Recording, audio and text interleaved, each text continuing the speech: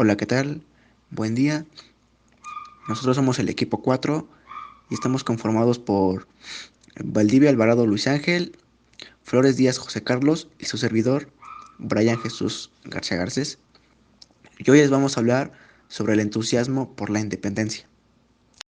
Bien, una de las consecuencias de la independencia fue tener a quien echar la culpa del atraso del país. La actitud hacia el quehacer educativo se fue matrizando con el transcurso del tiempo. Aunque Alemán promovió la educación de primeras letras en la creencia de que sin institución no hay libertad. El hecho de que la cultura fuera católica no significaba que la Iglesia como institución, monopoliz- monopolizara la transmisión del saber. La persistencia de este mito hacia la fecha distorsiona la historia de la educación en México. El establecimiento de instituciones de estudio superiores independientes de la universidad es muestra de esta tendencia. También no son los primeros pasos hacia una educación universal, por lo menos de los varones, formalizados en un artículo de Constitución de la monarquía española de 1812, en el que se ordenaba abrir escuelas de primeras letras en todos los pueblos del imperio. Enfrentarse a la cruda realidad. El año de 1821 no fue un parteaguas en la educación. Las pocas escuelas de primeras letras estuvieron bajo la administración de los ayuntamientos. Desempeñaron un papel activo en la creación de escuelas. Les tocaba rentar los locales, financiar y vigilar su funcionamiento. El Estado Nacional no tenía injerencia en la educación primaria más allá de fomentarla. A partir de 1822 se estableció en la Ciudad de México la Compañía Lancasteriana, una sociedad de beneficencia que logró reunir políticos, escritores y clérigos ansiosos de reducir los índices de analfabetismo. Las primeras escuelas normales se establecieron bajo el sistema lancasteriano en Zacatecas y Oaxaca, que compitieron por ser los pioneros en este tipo de enseñanza. El niño es el gran ausente en la historia de esta época. Se habla de planes y proyectos, de directores y escritores, de maestros, pero casi nunca de niños. Los comienzos difíciles de la vida independiente. La década de 1820 estuvo llena de proyectos, casi todos fallidos. Quedaba claro que el Estado sería la instancia supervisora y unificadora de la educación, incluyendo la impartida por la Iglesia, pero este papel rector era difícil de ejercer, debido a otras prioridades y a la falta de recursos. Se nombraron comisiones que denunciaron el atraso de los estudios universitarios, pronunciaron discursos alusivos, propusieron reorganizar la educación secundaria y superior y exigieron la democratización del gobierno interno de los colegios de San Ildefonso. Sugirieron cambios de los reglamentos del claustro de maestros, de los exámenes e intentaron introducir las nuevas materias y libros de texto en español para reemplazar el latín. La lista era larga y los logros escasos. Se pasó la década entera en la discusión de estos puntos sin llegar a cambios radicales. La primera década. Las instituciones educativas sufrieron un deterioro severo durante la Guerra de Independencia, la carrera de medicina o la carrera completa de derecho.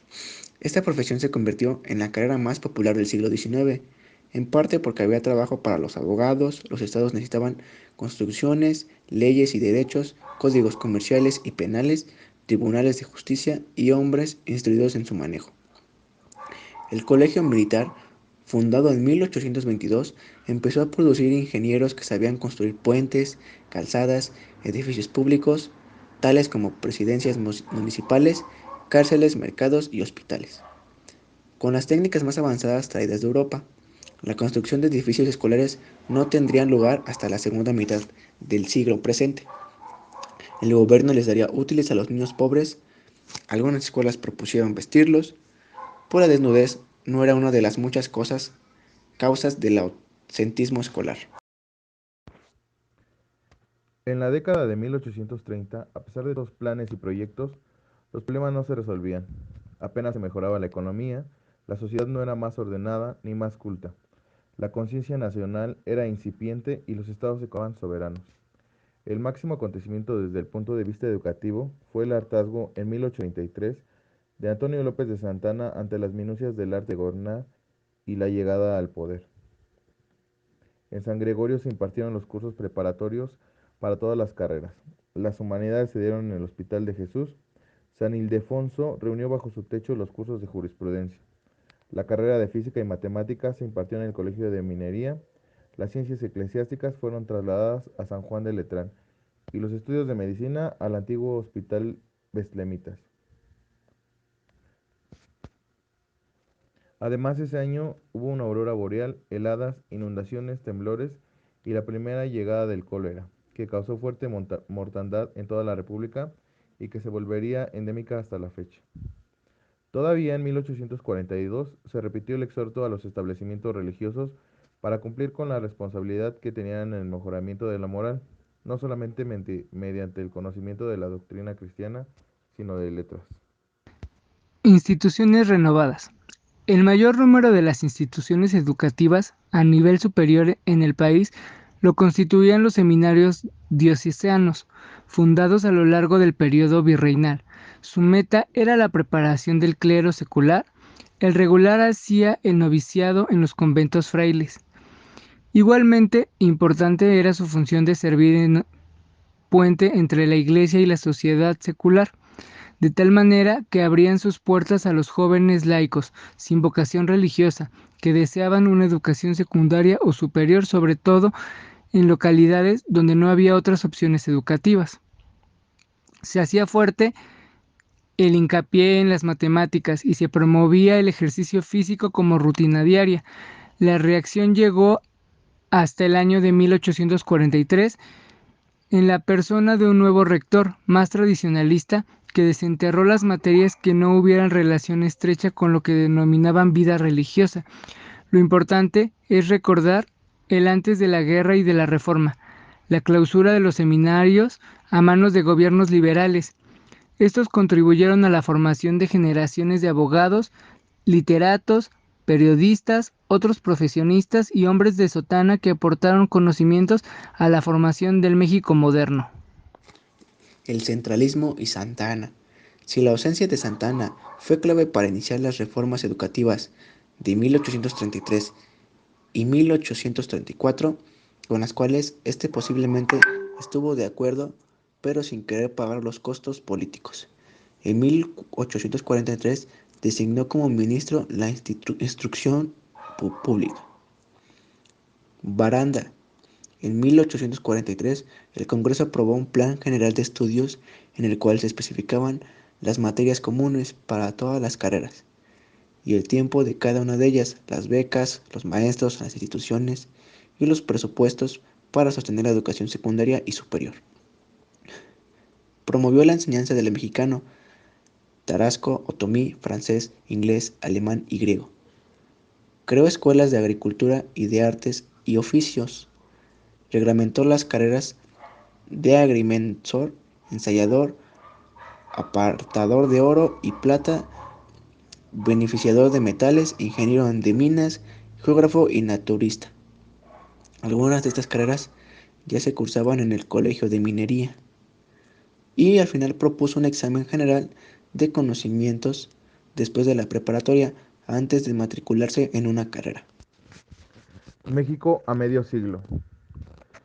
El medio siglo era apenas el comienzo de la cuarta década de la independencia. En 1853 se dio la última ley educativa que obligaba a seguir los dictados de la Iglesia. Aún eran mayores los castigos por no saber la doctrina cristiana que por no reconocer las letras o equivocarse a la hora de escribir. En 1873, el presidente Sebastián Lerdo de Tejada expulsó a los jesuitas y a las Hermanas de la Caridad. La década de 1850 fue testigo de profundos cambios en cuanto al camino que debía seguir la sociedad y al papel que debería desempeñar la Iglesia como transmisora de un sistema de valores y de una moral que eran el único freno posible al libertinaje y al desorden. Estaba dado el primer paso, el reconocimiento de que existía una moral que no fuera la católica, que correspondía más bien a la visión de una civilización occidental. Un catolicismo más secular. Si bien católica, otra visión del mundo que introdujo a México gracias a los franceses que llegaron a dominar el campo de la educación secundaria en la década de los 70, se abrieron el Colegio Mexicano, el hispanoamericano de Jesús, el Desfontaine del francés, el francés mexicano para señoritas y el franco-mexicano. Un pariente del Justo Sierra era el director del Liceo Franco-Mexicano, por razón por la cual este vino de Yucatán para hacer sus estudios en la Ciudad de México. En el liceo se podían llevar cursos de introducción a la primaria y secundaria, en preparación de la carrera profesional. Se estudiaban idiomas como aritmética aplicada, contabilidad, para el comercio y junto a ello, a pesar de que el modelo era galo, las cuestiones nacionales tales como la topografía y la República Mexicana, elementos de legislación patria y economía política. Los niños mexicanos pueden recordar a Maximiliano como quien introdujo las tareas escolares a elaborar en casa, incluyendo los problemas de matemáticas a resolver fuera del horario de clases, las calificaciones mensuales, los exámenes escritos a final de año. La legislación del Segundo Imperio invitó a los padres a cooperar estrechamente con la educación de sus hijos y ahí estar en contacto con los maestros. A estos les dieron una primicia de la sociedad de la cual no habían disfrutado nunca. Se declaró honorable la carrera del maestro y se fomentó, además de una buena conducta, la aptitud de enseñar y el conocimiento perfecto de la materia que iba a impartir. Ningún profesor daría más de 14 lecciones en una hora por una semana. Se les pagaría hasta 3 pesos con 50 centavos la hora al mes y un sobresueldo de 25% en lugares como la Ciudad de México, donde la vida era más cara. Se suponía que en cada establecimiento habría una biblioteca, un laboratorio de ciencias. Se cerró definitivamente la universidad, pero se fundó una politécnica y se intentó fomentar la relación y la publicación de obras científicas. Se realizó la educación como en 1843 y ninguna materia podía enseñarse un texto aprobado por el Ministerio de Instrucción Pública, mismos que se incorporarían a las escuelas aprobadas. La institución primaria era obligatoria desde los 5 años hasta los 10 años de edad. Un vistazo a 3/4 de siglo. Francisco Díaz Covarrubias calculó que en 1875 había 8.103 escuelas primarias en México y que se debía duplicar el número para poder atender adecuadamente a 1.800.000 niños que según sus cuentas estaban en edad escolar. Aparecieron las escuelas mixtas, debido a que la mayoría de las localidades tenían menos de 2.500 habitantes e insuficientes recursos, lo que no significaba que asistieran hombres y mujeres juntos, sino que más bien en horarios distintos en el mismo edificio. En 1875, la mitad de los estados todavía no era obligatoria la enseñanza primaria. En la otra mitad, las leyes no eran eficaces. Faltaba multiplicar el número de escuelas, mejorar el método, convencer a los padres de familia de su utilidad, elevar el nivel de conocimientos y hacer más atractiva la carrera magisterial. El fin de esta historia. Estas décadas empezaron con un enorme T en el poder redentor de la educación. Haría de sus ciudadanos buenos creyentes y trabajadores responsables. Fomentaría la moralidad, el orden y el progreso. El indígena vio cancelado su estatus especial, tuvo que competir con la población citadina y mestiza por los recursos y finalmente quedó etiquetado como un obstáculo al progreso. Se creía que no tenía mucho caso educar a los indígenas, puesto que su manera de vivir estaba condenada a desaparecer. Apenas unos cuantos indígenas, como Benito Juárez, Ignacio Ramírez e Ignacio Manuel Altamirano, lograron sobresalir. Y, sin embargo, a pesar de fracasos, leyes y reglamentos que no se llevaron a cabo, aperturas y clausuras, hubo para finales de siglo mayores opciones educativas, más amplia cobertura y para una minoría, una puerta abierta hacia el conocimiento universal. Bueno, compañeros, a continuación les vamos a colocar la línea del tiempo que realizamos. Espero que les guste.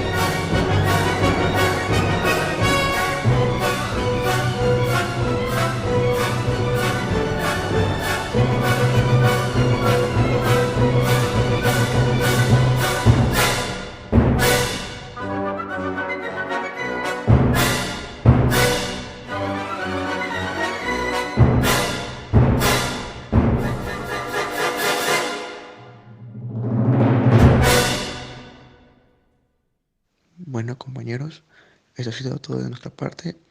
Espero que les haya gustado y les agradecemos su atención.